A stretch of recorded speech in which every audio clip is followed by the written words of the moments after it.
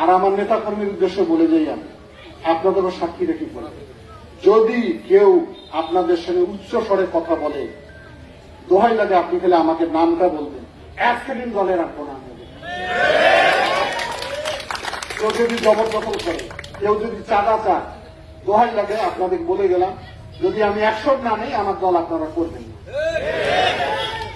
আমি ওদেরকে সাবধান করে দিয়ে গেলাম, মানুষকে ভালোবাসো, ভালোবাসা নেও, ভালোবাসা দেওয়া, এর বাইরে কিছু নাই।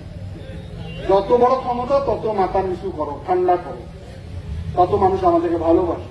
উচ্চ স্বরে যেন কেউ কথা না বলি আমরা কারোর সঙ্গে যত খারাপ ব্যবহার না করি। ষাটের প্রধান দিকটা তুলি দিয়ে বাহাদুরি যদি করে, আমি বিএনপি করি ক্ষমতা থাকলে ওকে প্রথম খাবো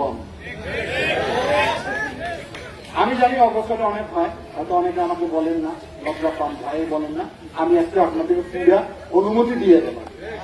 এই কথাটা বলার জন্য আসছি। বিশেষ করে কোন স্তরের নেতা হোক, যত বড়ই হোক, তারেক রহমানও নির্দেশ দিচ্ছে আমাদেরকে, আমরা কিন্তু একদম ক্লিন করবো। ক্লিন বলতে 10 বছর আমি আন্দোলন করছি, অনেক ত্যাগ শিক্ষা, আমার ওই ত্যাগ শিক্ষা সমুদ্র ফেলে দিল 1 মিনিট। খালেদা দিয়ে সিং তো কেউ ত্যাগ করেনি, তারেক রহমানের সিং তো কেউ বেশি কষ্ট করেনি। খালেদা দিয়ে কি করলো, 5 তারিখে একটা ভাষণ দিচ্ছে, 2 মিনিটের ভাষণ, বলছে যে পরাজিত লোকের উপর যদি প্রতিশোধ দেয় তাহলে বিজয়ের আনন্দ থাকে না। আমরা কেন হিংসা করানো আওয়ামী লীগের মতো? আমরা কেন মানুষকে জুলুম করবো? আমরা মানুষকে কেন ভয় দেখাবো? আমরা মানুষকে ভালোবাসবো, হুমকি দেখাই, পাওয়ার দেখাই।